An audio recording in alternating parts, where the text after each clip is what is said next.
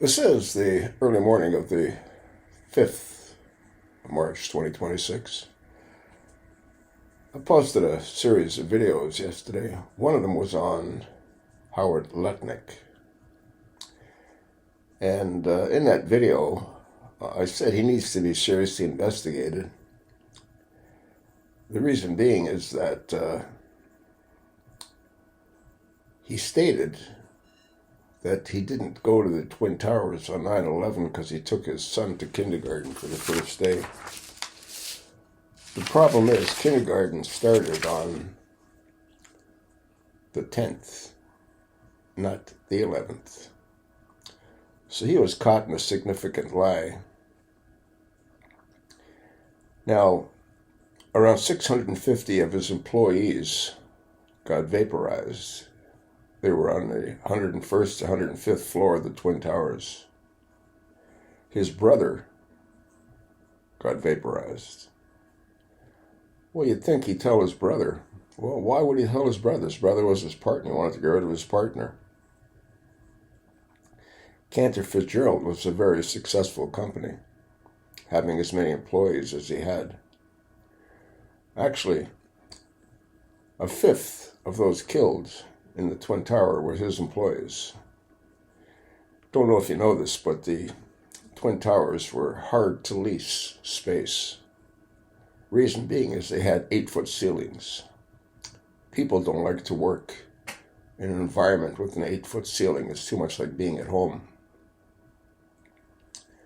That's a different story.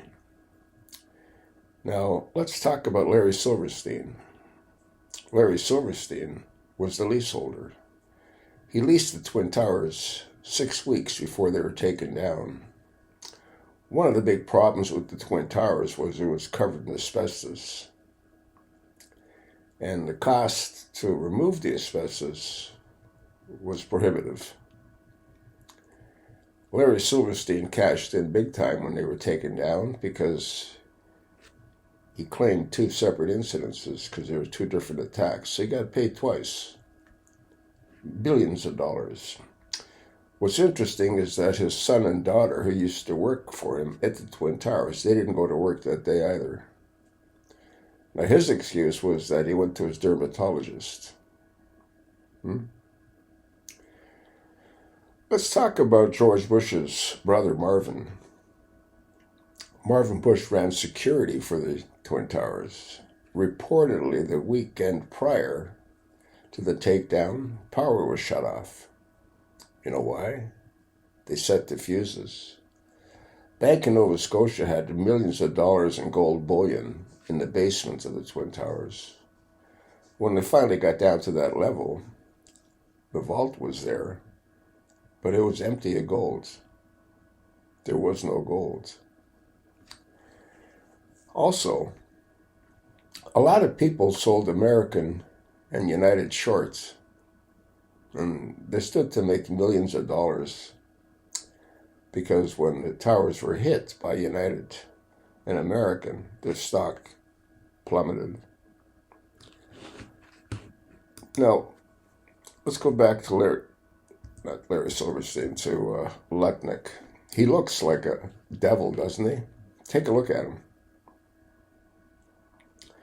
Howard Lutnick, the CEO of Cantor Fitzgerald and current U.S. Secretary of Commerce, did not go to work at his World Trade Center office on September 11, 2001, because he was dropping his 5-year-old son off for his first day of kindergarten. Kindergarten started on the 10th, not the 11th of September. I went ahead and I did a search. I actually attached that link. I called Congressman Thomas Massey out of Kentucky, and I told him that Lutnick needs to be seriously investigated for having lied about having taken his son to kindergarten on the day the towers were hit. Kindergarten started the day before, and that can be proven. Lutnick was scheduled to arrive at his office on the 10th, on the 101st to 105th floor of the North Tower that morning, but his absence from the school run saved his life. The school run, Lutnick and his wife were taking their son to his first day of kindergarten at the school on Park Avenue. Timing. He was walking his son on school around the time the first plane hit the North Tower. It's not true. Delayed arrival. He was often in his office early, but this specific task made him late.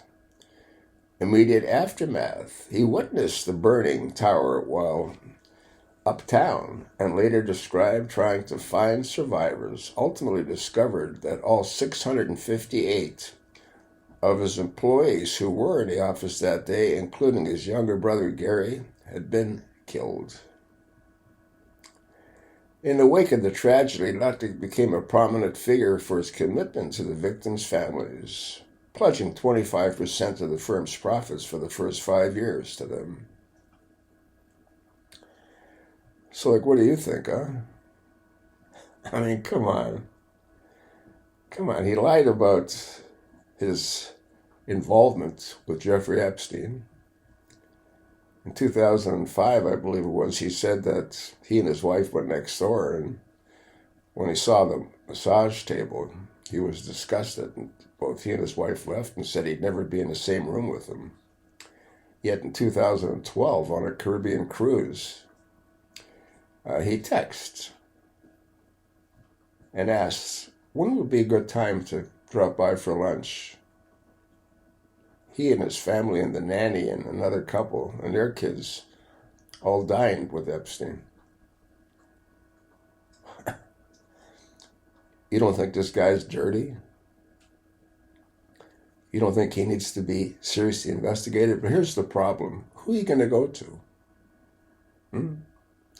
Trump's attorney general. She's not going to prosecute Lutnick. Lutnick is Trump's commerce secretary. Lutnick is also the guy, by the way, that got Trump to impose those tariffs.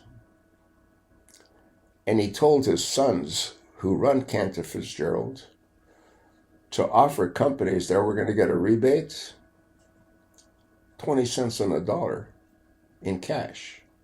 Many took it, knowing that the Supreme Court would reverse Trump's tariffs. This guy's dirty as sin. But I come back to the same problem. Who are you going to go to? You going to go to the Attorney General? You know, that same Attorney General that was Attorney General in Florida when Epstein got that sweetheart deal? Same Attorney General when Epstein was alerted of a potential raid, so he could get rid of a lot of incriminating material at his mansions. I mean, come on. You don't have to be a rocket scientist to figure this shit out. Again, who are you going to go to?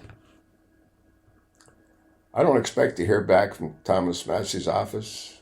They never called me back when I left them another message telling him about the birthday card that Trump reportedly sent. I said, it's got to have his DNA all over it.